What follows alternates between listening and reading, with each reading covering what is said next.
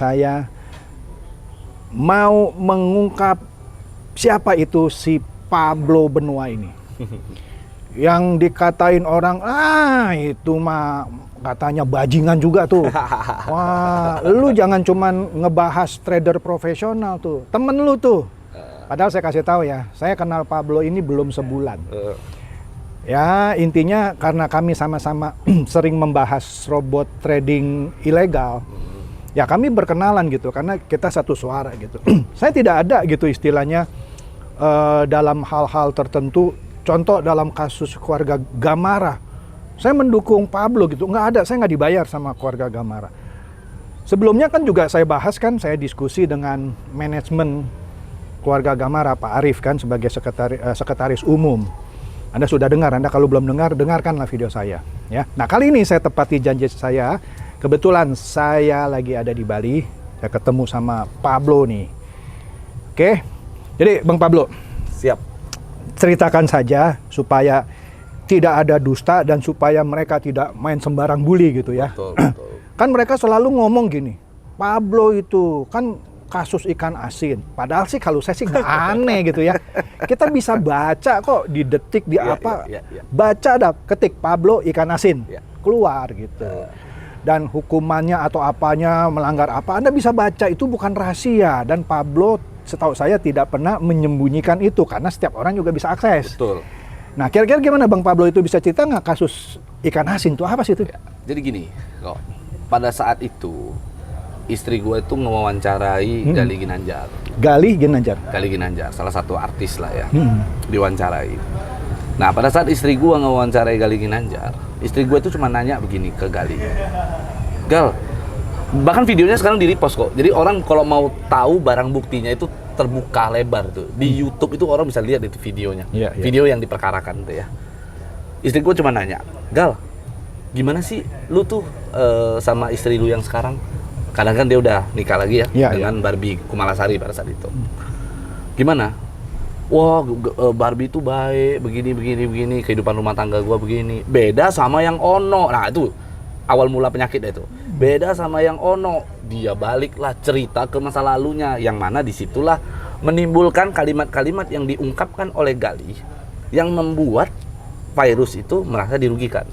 Sehingga dari Virus itu melakukan laporan polisi ke Polda Metro Jaya. Virus siapa tuh Virus? Pelapor pada saat itu. Iya, siapanya Gali? Mantan istri. Oh, mantan istri. Yes, gitu. Oke. Itulah yang dibuat. Iya. Kalau ditanya, apa hubungannya istri gua di situ? Padahal istri gua tuh cuman wawancara, begitu ya. Istri gua di situ sebagai presenter. Iya. Sebagai presenter, dia mewawancarai, apakah ada pertanggungjawabannya? Ya ada. Itulah terbukti bahwa resiko untuk menjadi seorang presenter itu tidaklah mudah. Pada saat dia kayak Ko Chandra menanya-nanyain gua, tidak mudah nih. Kalau misalnya ada kalimat-kalimat yang mungkin gua ungkapkan itu melanggar hukum, maka mungkin Ko Chandra juga akan terseret. Itu udah pasti. Nah, hal yang berikutnya adalah gimana gua itu bisa keseret-seret. Padahal di dalam video itu tidak ada gua tuh di dalam. Begitu.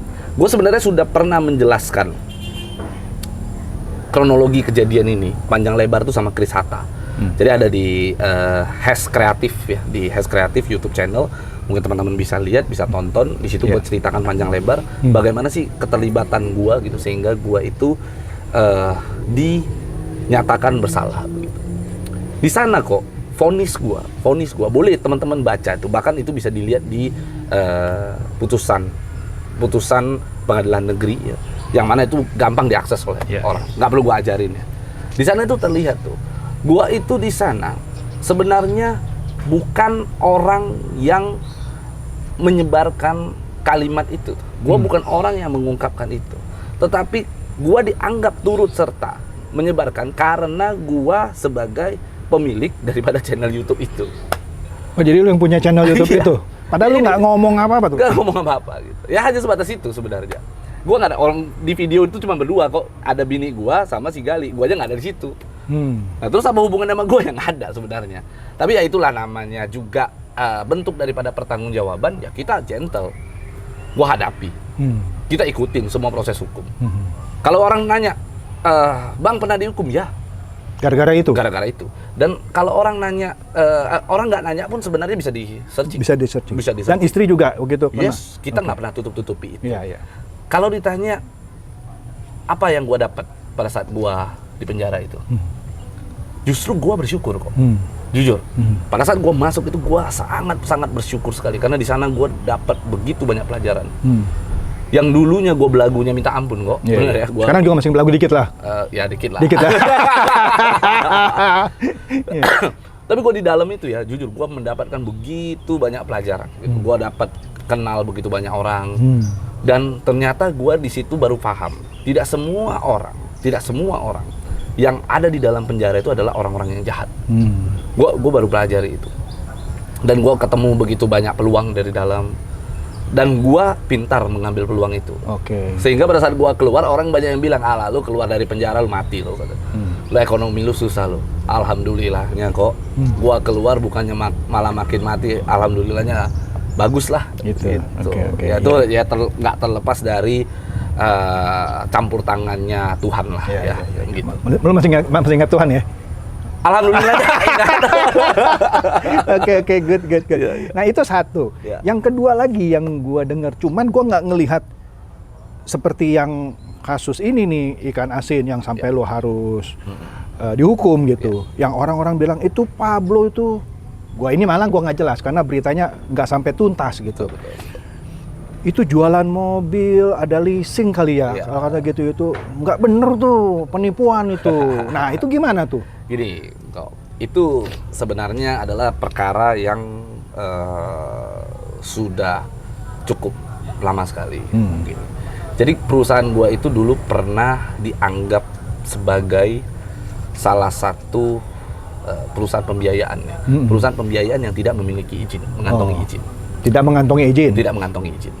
Sehingga pada saat itu dirilislah oleh Satgas Waspada Investasi SWI sebagai perusahaan yang tidak mengantongi izin karena gua melakukan kegiatan pembiayaan tanpa izin. Sebenarnya hanya sebatas itu. Nah, pada saat itu bermunculan, pada saat berita itu muncul, sehingga membuat sejumlah mitra-mitra beranggapan bahwa wah ini perusahaan tidak benar. Akhirnya melakukan tindakan hukum lah, upaya hukum seperti somasi dan sebagainya itu dilakukan. Partner bisnis. Okay. Tapi ya alhamdulillahnya selesai. Alhamdulillah selesai karena kita sudah melakukan klarifikasi juga. Ya kita sudah melakukan klarifikasi dan itu sebenarnya perkara sudah lama sekali dan alhamdulillah itu selesai, tidak ada masalah dan tidak ada unsur penipuannya di sana. Kenapa gua bilang tidak ada unsur penipuannya? Begini, beda dengan jangan disamakan gua dulu dinyatakan investasi bodong dengan robot-robot trading yang sekarang kok. Robot trading yang sekarang dia himpun dana orang tuh. Sini duit, gua ambil, gua kumpulin. Kalau di kita itu berbeda. Lu bayar cicilan ke gua kasih tuh mobil. Iya. Malah mobilnya lu pakai ini dengan bunga yang sangat-sangat rendah dibandingkan yang lain. Nah, memang salahnya gua adalah gua tidak mengantongi izin melakukan kegiatan itu. Karena pada saat kita melakukan kegiatan pembiayaan, maka kita harus ada izin tuh. Apakah kita BPR, apakah kita koperasi, apakah kita perbankan. Nah, dianggaplah kita itu seperti bank gelap melakukan kegiatan perbankan tanpa izin tertentu. Nah, itulah yang gencar dihajar sama pada saat itu sama SWI. Sempat berapa kali lah kita rapat dengan SWI, termasuk dengan Pak Tonggam begitu. Jadi gue lihat begini, kadang-kadang masyarakat itu mudah menilai suatu berita tanpa mereka menelusuri dan mencari tahu tuh bagaimana sebenarnya isi daripada kejadian tersebut tuh, bagaimana kronologi yang sesungguhnya gitu. Itu yang orang kadang-kadang harus lebih mempertajam itu. Masyarakat tuh harus mempertajam itu. Mereka melihat, wah Pablo pernah dinyatakan investasi bodong ya. Gua tidak pernah menutupi itu. Dan gua pernah di salah satu video gua pada saat gua membaca menjelaskan tentang investasi bodong yang dilakukan oleh robot trading, gua juga sampaikan. Gua juga pernah mengalami hal yang serupa. Oke, gua sesimpel inilah. Pablo itu siapa sih? Pablo adalah manusia bajingan. Pablo itu bangsat. Tapi kita itu orang yang paling, gue berani anggapan adalah gue adalah orang yang paling fair kok. Kalau salah ya salah, benar ya benar. Gue ngomong A ya gue akan lakukan A. Gue ngomong B ya gue akan lakukan B. Gue nggak akan pernah tuh bergaya-gaya munafik, berharap teman-teman ayo ini teman-teman begini, gua adalah orang baik, gua adalah orang berbudaya, shit itu menurut gua adalah gaya-gaya orang-orang munafik. Kalau gua simpel aja, gua bajingan, tapi gua punya perasaan tuh. Apakah gua akan merugikan orang dengan gua menghimpun dana orang lalu ya ada seorang ibu-ibu yang gua pernah cerita ke Koko tuh ya. Seorang ibu-ibu datang ke gua dalam keadaan dia gadai rumah, dia masukkan uang ke salah satu robot trading lalu scam. Pablo sebajingan ini berani nggak atau mungkin tega nggak melakukan itu? Nggak sampai kepikiran gue tuh kok. Iya. Tidak akan pernah gue lakukan itu. Iya. Itu yang gue sampaikan. Kalau Pablo kasus, wah kasus gue banyak kok. Kasus kalau kita bicara perkara dulu tuh ya dari mulai pemukulan, dari mulai penganiayaan lah, zaman-zamannya Pablo masih bajingan lah. Bahkan gue pernah ditangkap polisi karena kasus narkoba, gue pernah itu kejadian. Sebajingan-bajingannya gue tidak pernah merugikan seseorang yang menurut gue tuh fatal dengan gaya tipu-tipu gitu. Nipu orang, duit orang. Itu pantang bagi gue tuh. Ya orang mau beranggapan tipu ya terserah gitu ya. Kalau orang bilang bahwasanya perusahaan gua tidak punya izin lalu gua jual, kalau orang mau sebagian menganggap itu adalah gaya tipu-tipu ya terserah. Ya kan? Tapi jelas gua tidak merugikan orang di situ. Sesimpel itu aja. Dan gua sampaikan ya. Kalau gua mau buat kok dengan instrumen yang gua punya gitu ya. Instrumen itu banyak hal ya. Mungkin dari segi keuangan, dari segi sumber daya manusia. Kalau gua mau buat satu perusahaan investasi bodong yang bener-beneran kayak robot-robot trading lah ya, gua pastikan kok, gua bisa membuat the biggest fraud in the world. Gua bisa lakukan itu kok. Tanpa orang tahu itu lu gitu. Tanpa orang tahu itu gua. Nggak mungkin gua pakai Gamara tuh. Stupid. Gamara itu urusan kecil tuh. Itu receh. Gua ngomong fair-fairan aja. Gamara itu adalah komunitas yang menurut gua kalau gua mau fraud di situ, gua nggak akan lakukan itu karena itu receh sekali. Dan lu taruh nama lagi di situ sebagai pengacara kan? Stupid kan. Tapi kalau gua mau lakukan, gua bisa bikin the biggest fraud in the world. Gua bisa bikin sebuah perusahaan investasi bodong terbesar menggetarkan dunia itu gua sanggup lakukan. Kalau gua mau lakukan. Sumber daya manusia gua punya semua kok. Tim IT lengkap gua. Tim IT gua ya teman-teman kita gak usah ngomong inilah. Coba teman-teman cocokkan aja waktu gua masuk ke dalam penjara kok gara-gara kasus ikan asin. Di detik itu, di hari itu, semasa gua di dalam itu, coba teman-teman boleh temukan ada salah satu berita seseorang melakukan hacking kok. Seseorang melakukan hacking yang sangat hacking yang paling menggetarkan dunia juga pada saat itu bicara tuh. Dia adalah orang IT yang sangat jago sekali. Gua lihat langsung di depan mata gua cara dia bekerja. Dan bayangkan dia itu di dalam rutan itu sekamar sama gua kok. Gitu. Jadi dan sampai sekarang masih kontak-kontakan. Kalau gua mau kok, aduh. Kecil kok bagi gua untuk ngelakuin. Oke. Jadi yang kalau gua bisa simpulkan, iya bener lah, setiap orang bisa lihat rekam jejak digitalnya Pablo. Kalau soal kasus ikan asin, Pablo juga tadi sudah menegaskan. Terus soal perusahaan financing company gitu lah ya, untuk kredit mobil yang Pablo tadi sudah akui bahwa iya betul gue jalanin tanpa izin gitu ya, tapi gue nggak nipu orang. Bahkan Pablo memberikan bunga yang lebih rendah daripada leasing-leasing yang ada. Betul. Sehingga itu juga yang mungkin saya nggak tahu nih ya, wah kurang ajar nih ngerusak pasar mungkin gitu ya. Nah, kita nggak tahu lah. Ya kita nggak tahu lah mungkin. Nah ini kan dari sayanya aja. Dan untuk itu pun sudah diklarifikasi, akhirnya ya sudah. Dan itu pun tidak sampai dijatuhi hukuman. Itu yang itu tidak. Sebajing-bajingannya Pablo tuh tidak pernah dijatuhin hukuman atau vonis terbukti bersalah Pablo tuh melakukan penipuan. Apalagi cuma puluhan juta gitu, nggak ada ya. Gua tuh pernah dijatuhin hukuman tuh cuma 2 kali kok. Satu karena penyalahgunaan narkotika, yang kedua ya karena itu, karena ikan asin. Ikan asin. Itu pun lu nggak ngucapin. Itu pun gua nggak tapi karena channel lu. Betul. Kena sialnya lalu ya. So, ya kalau dinyatakan bersalah ya salah gua itu. Iya. Kenapa ada di channel? Kenapa ada di channel gua? Jadi Iya. gua nggak akan pernah membantah kesalahan yang benar-benar gua udah pernah istilahnya yang benar-benar gua lakukan. Dan gua menghormati sekali putusan pengadilan. Kalau gitu YouTube mesti bisa dituntut dong. Harusnya. Kan lu punya channelnya di YouTube, lu kena YouTube mesti kena dong. Betul. Mestinya digugat dong tuh Ya, yang punya gini, YouTube. Itulah yang justru sangat membuat gua tuh ringan kok. Heeh. Jujur aja pada saat itu yang membuat gua ringan. Mungkin boleh dicek lah kasus IT itu. Mungkin satu-satunya yang paling ringan tuh gua tuh. Oh, oke. Karena ya kebetulan kita orang hukum, kita lawyer. Sehingga pada saat gua melakukan pledoi pada saat itu, gua yang susun sendiri. Oke. Gitu. Banding gua juga yang susun sendiri, kasasi juga gua yang lakukan. Oke. Oke, ya udah clear. Jadi teman-teman tadi sudah dengar langsung ya dari Pablo. Karena yang soal ikan asin semua orang bisa baca, cuman yang satu lagi kan beritanya kayak Karena simpang siur. karena tidak ada satu kepastian di sana. Iya, Gini, iya. saya bukan mau membela diri apa segala macam. Nggak ada niat kita membela diri. Iya. Saya selalu berserah kepada pihak yang berwajib.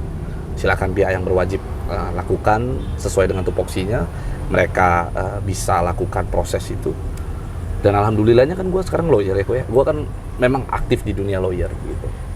Dan alhamdulillahnya gue mondar-mandir terus tuh di Polda Metro, Iya. di Bareskrim, gue selalu mondar-mandir, melakukan laporan polisi mendampingi klien. Iya. Itu kadang-kadang ada orang-orang yang seletik-seletikan kayak penyidik. Iya.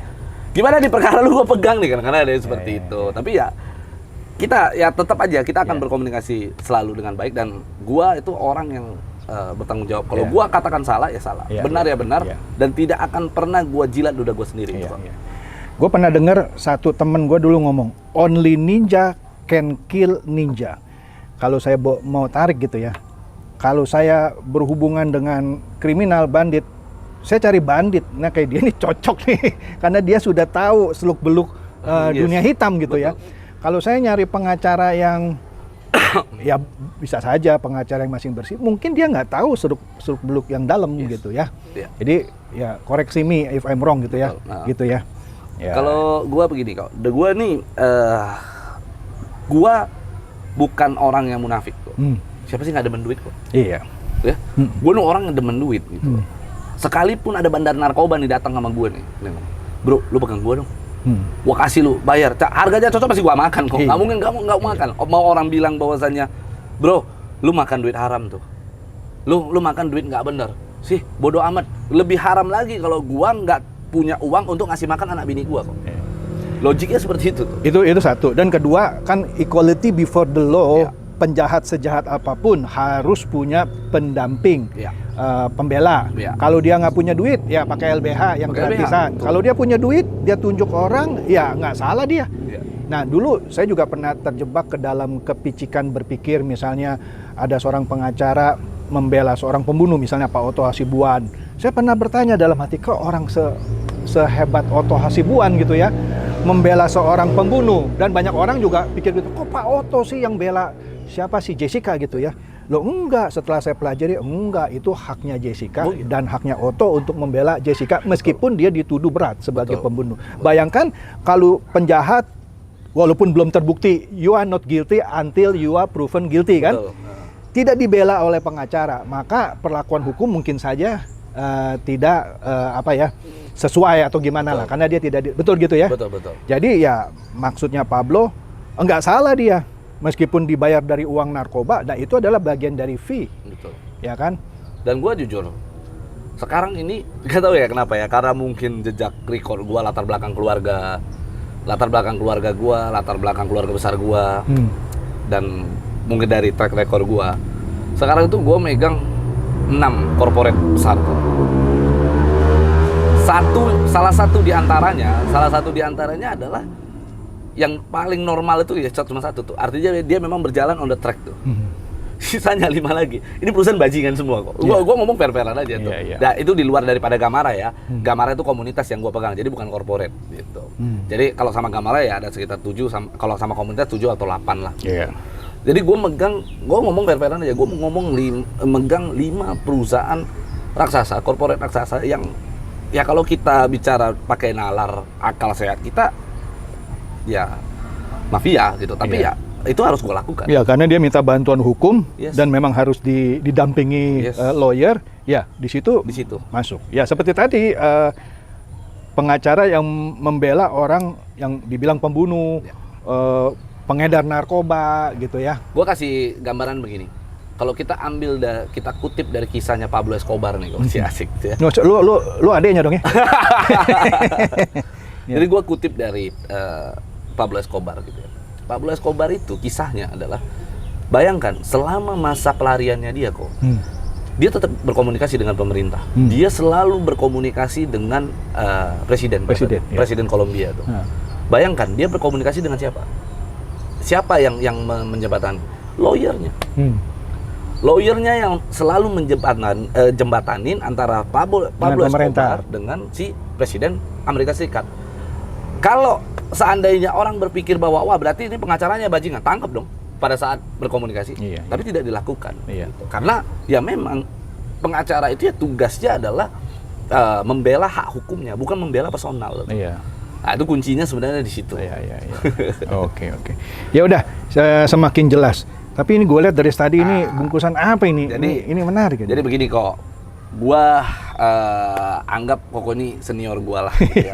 Senior gua. Iya. Kakek lo. Kakek. Lo kan cucu gua katanya, ya kan? Padahal usia gua 41 coy. Iya. Jadi gua sengaja tuh memesankan sesuatu hal hadiah untuk Ko Chandra nih. Tersanjung gua nih. Ini ada sesuatu. Waduh, dan juga ada lagi satu. Ini sebenarnya satu paket nih. Paket ya. Nah, kita akan buka satu dulu kok. Oke, kita unboxing. Kita unboxing. Ya, unboxing. Kita akan buka mulai dari sini nih. Apa ini? Coba biar yang susahnya begini nih, buka begini. Saya kalau buka baju perempuan cepet kok. Buka ini lama ya? Buka ini agak lama nih memang. Iya. Maklum. Tapi nih lucu sekali, gue yakin nih Ko Chandra bakal suka. Iya. Kayaknya gue pernah lihat videonya nih. Coba ya. Biar gue sengaja ini supaya dia pelan-pelan biar nggak lecet. Takutnya kalau lecet sayang. Iya. Nah ini sudah berhasil dibuka satu. Hush. Waduh. Nah ini Ko Chandra boleh buka. Satu lagi.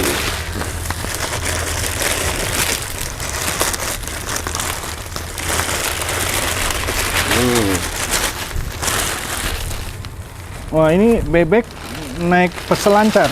Naik selancar. Naik selancar. Oh, surfing board. Tapi ini baju narapidana ini. Waduh, ini Ya kan? bebek nih. Bebek.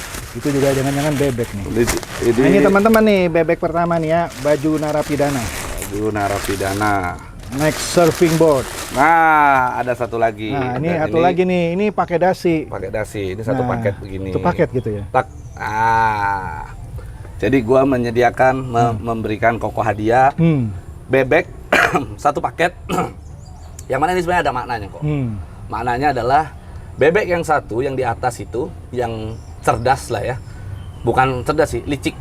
Licik ya. Bebek yang licik ini berhasil pakai jas rapi, sepatunya bagus ya kan, pakai topi ya kan. Memanfaatkan bebek yang bisa dikatakan bego, dungu. Oh, bebek dungu nih, tuh. bebek dungu nih. Nah, ini bebek dungu nih. Bebek dungu ini dikasih tidur di selancar, diinjak untuk dia jalan berselancar dengan baik gitu. Iya. Nah, jadi sebenarnya maknanya adalah ya kita pahami sendirilah. Jadi dianya sih aman-aman aja, dia leader, dituntut sama downline-nya, kena juga dia. Kena juga. Makanya kena ini ya. Ya, ini akhirnya masuk penjara tuh. Ini mungkin bisa ke Maldives dia. Ya, mungkin dia bisa ke Maldives ya. Iya, Oke. melalui si downline-nya ini. Downline-nya ini. Ya rasain lu bego sih dulu. Bego sini dungu nih. Oke, jadi thank you nih ya. Siap. Waduh, inspiratif banget ini hadiahnya. Jadi gitu saja teman-teman, dan ini hadiah dari Pablo gitu ya buat saya.